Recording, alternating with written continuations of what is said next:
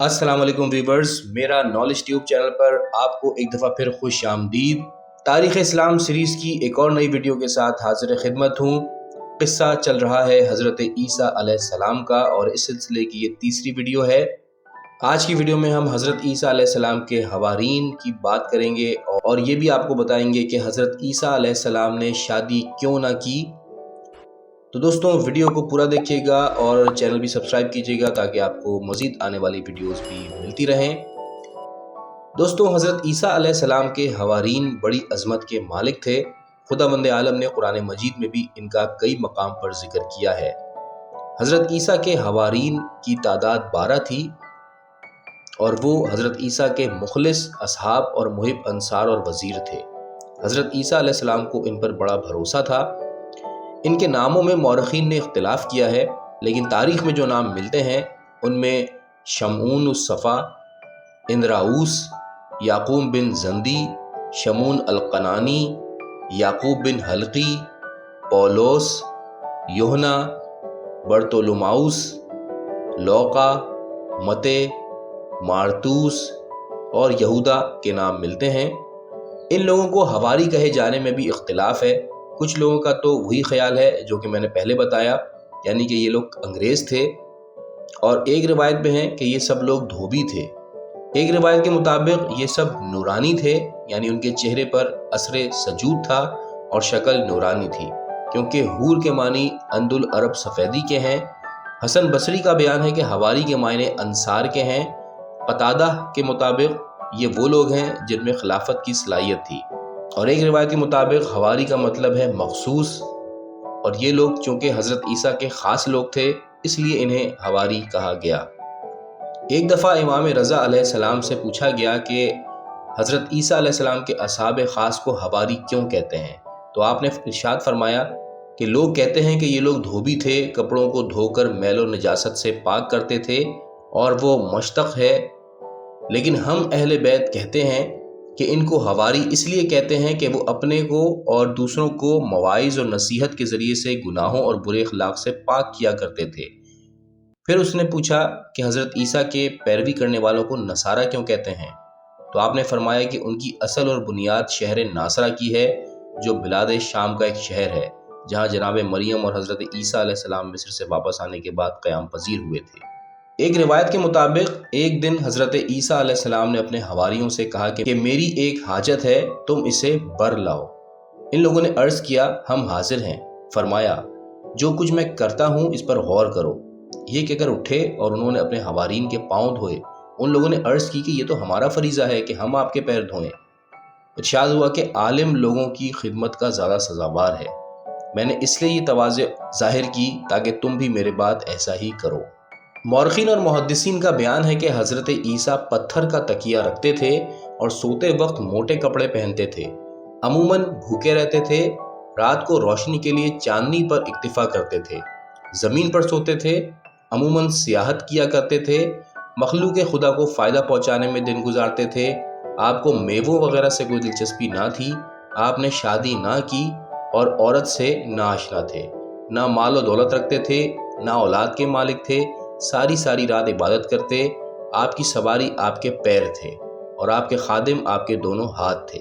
इमाम जाफ़र सादिक अलैहिस्सलाम से यह भी मनक़ूल है कि आपने अपने बाज़ खुतबों में जो बनी इसराइल के दरमियान पढ़ते थे, फरमाया था कि मैंने इस हाल में सुबह की कि मेरे खादिम मेरे हाथ थे और मेरे सवारी मेरे पैर थे। मेरा बिस्तर फ़र्श ज़मीन और मेरा तकिया पत्थर था, और जाड़ों में आग के बजाय सूरज से काम लेते थे। एक खुतबे में फरमाया कि मेरा चिराग रात के वक्त चांदनी होती है, मेरी ग़िज़ा भूख और मेरा लिबास खौफ खुदा है, और मेरी तन पोशी के लिए बालों के मोटे छोटे कपड़े हैं। मेरे मेवे फल और गुल लाला ज़मीन की घास है जो हैवानात खाते हैं। मैं रात बसर करता हूँ और कुछ नहीं रखता। सुबह होती है और मेरे पास कुछ नहीं होता, लेकिन ज़मीन पर मुझसे बढ़कर कोई गनी और बेनियाज नहीं होता।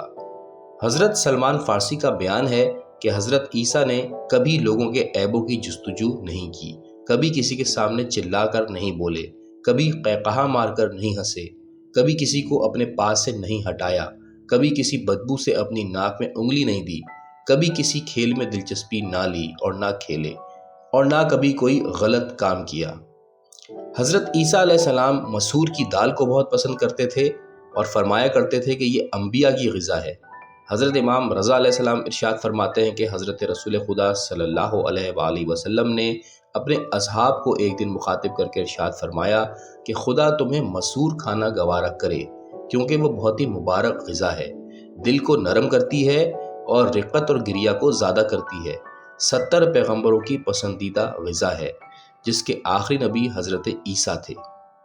حضرت صادق آل محمد ارشاد فرماتے ہیں کہ ایک دن لوگوں نے حضرت عیسیٰ کی خدمت میں عرض کی اور ان سے سوال کیا کہ آپ عورت سے شادی کیوں نہیں کر لیتے؟ انہوں نے جواب دیا کہ مجھے شادی سے کوئی فائدہ محسوس نہیں ہوتا۔ ان لوگوں نے کہا کہ اس سے ایک فائدہ یہ ہے کہ اولاد ہوگی۔ حضرت عیسیٰ علیہ السلام نے فرمایا کہ وہ اولاد میرے کس کام آئے گی؟ وہ اگر پیدا ہونے کے بعد زندہ رہے گی تو میرے لیے فتنہ بنے گی، اگر مر جائے گی تو مجھے دکھ، درد، رنج اور غم میں مبتلا کر دے گی۔ میں موجودہ حالات میں ہی اچھا ہوں، اللہ کی عبادت بغیر کسی رکاوٹ کے کرتا ہوں۔ مورخین کا بیان ہے کہ حضرت عیسیٰ کا ایک معجزہ یہ بھی ہے کہ وہ پانی پر اسی طرح چلا کرتے تھے جس طرح خشک زمین پر چلتے تھے۔ ایک دن وہ ایک دریا کی طرف سے گزرے، ان کے ہمراہ ان کا ایک عزیز ترین صحابی تھا جو ان سے کبھی جدا نہ ہوتا تھا۔ حضرت عیسیٰ علیہ السلام نے بسم اللہ کہہ کر پانی پر قدم رکھا اور چل پڑے۔ ان کے پیچھے ان کا وہ چہیتا صحابی بھی بسم اللہ کہہ کر بصدق دل اور بیقین کامل روانہ ہو گیا۔ جب آدھا راستہ طے کر چکا تو اس کے دل میں خیال پیدا ہوا کہ میں بھی کچھ ہوں، جس طرح حضرت عیسیٰ چل رہے ہیں میں بھی چل رہا ہوں۔ اس خیال کا آنا تھا کہ وہ پانی میں ڈوبنے لگا۔ حضرت عیسیٰ نے ہاتھ بڑھا کر اسے بچا لیا اور جب باہر نکلے تو اس سے دریافت کیا کہ یہ بتا کہ تیرے دل میں کیا خیال پیدا ہوا جس کی وجہ سے تو ڈوبنے لگا؟ تو اس نے کہا کہ حضور، میرے ذہن میں آپ کی ہمسری کا خیال آ گیا تھا۔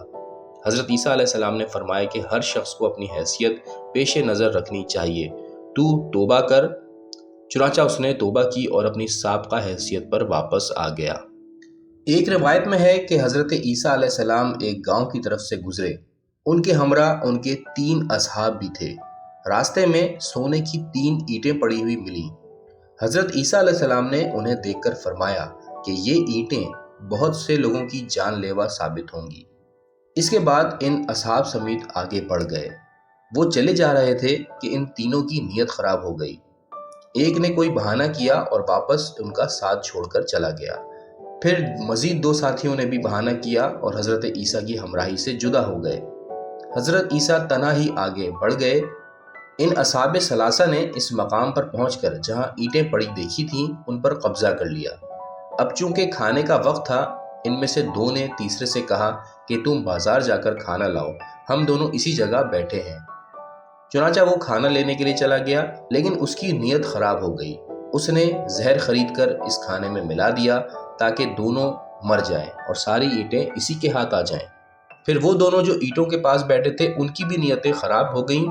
انہوں نے آپس میں فیصلہ کیا کہ جب ہمارا ساتھی کھانا لے کر آئے تو اسے مار ڈالا جائے تاکہ تینوں اینٹیں ہم ہی دونوں کو مل جائیں۔ چنانچہ جب تیسرا شخص کھانا لے کر آ گیا تو یہ دونوں اس پر پل پڑے اور اسے اتنا مارا کہ وہ مر گیا۔ اس کے بعد ان دونوں نے وہ اینٹیں اپنے قبضے میں کر لیں اور اسی جگہ بیٹھ کر کھانا کھایا۔ کھانے میں تو زہر ملا ہوا تھا۔ جب انہوں نے اسے کھایا تو یہ دونوں بھی مر گئے۔ جب حضرت عیسیٰ اپنے کام سے فراغت کے بعد اسی مقام پر واپس تشریف لائے تو اصحاب ثلاثہ کو مردہ پایا۔ آپ نے ان تینوں کو زندہ کیا اور ان سے کہا، میں نے نہیں کہا تھا کہ یہ اینٹیں بہت سے لوگوں کی جان لیوا ثابت ہوں گی؟ تم نے اپنی بد کرداری کا ثبوت دیا اور اپنی جان سے ہاتھ دھو بیٹھے۔ اگر میں تمہیں زندہ نہ کرتا تو تم ابھی سے ہی جہنم میں پہنچ جاتے۔ دوستو، یہاں پر آج کی ویڈیو کا اختتام کرتے ہیں۔ حضرت عیسیٰ علیہ السلام کے حالات زندگی مزید آپ سے اگلی ویڈیو میں بیان کریں گے۔ اگر آپ کو ہماری ویڈیوز پسند آ رہی ہیں تو لائک ضرور کیجیے گا، چینل سبسکرائب کیجیے گا۔ ملتے ہیں دوبارہ اگلی ویڈیو میں، تب تک کے لیے اللہ حافظ۔